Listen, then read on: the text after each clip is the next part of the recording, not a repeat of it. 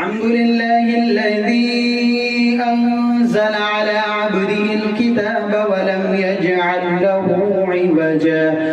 قيما لينذر بأسا شديدا من لدنه ويبشر المؤمنين الذين يعملون الصالحات أن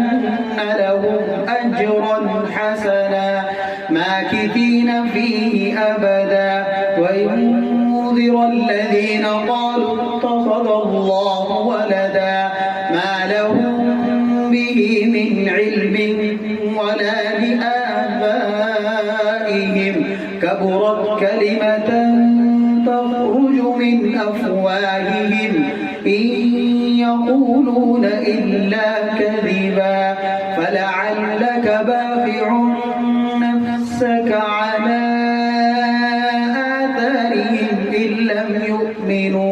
إن لم يؤمنوا بهذا الحديث أسفا إنا جعلنا ما على الأرض زينة لها لنبلوهم أيهم أحسن عملا وإنا لجاعلون ما عليها صعيدا جرزا أم حسبت أن أصحاب الكهف والرقيم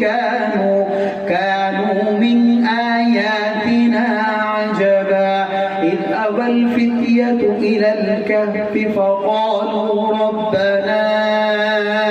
آتنا من لدنك رحمة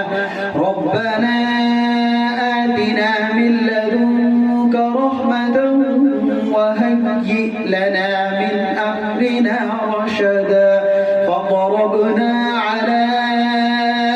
آذانهم في الكهف سنين عددا ثم بعثناهم لنعلم أي الحزبين أحصى